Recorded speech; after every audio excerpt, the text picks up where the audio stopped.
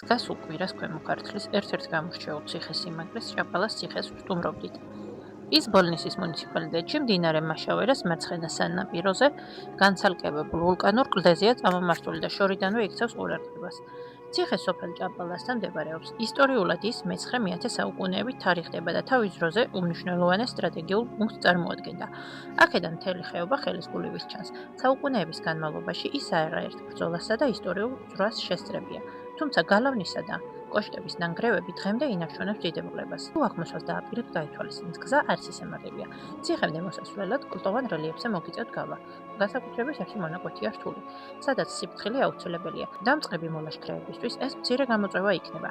ამიტომ მოსახერხებელი ფეხსაცმელი აუცილებელია. როგორც კი ციხეს ზემოდან მოექცევით, მიხვდებით, რომ ეს წვალება ნამდვილად ღირდა. ზემოდან მაშავერას ხეობის საოცარი პანორამა იშლება. ჭაპალას ციხე იდეალური ადგილია მათთვის, ვისაც ისტორია, ფოტოგრაფია და ცოტა ადრენალინი ერთნაირად უყვარს.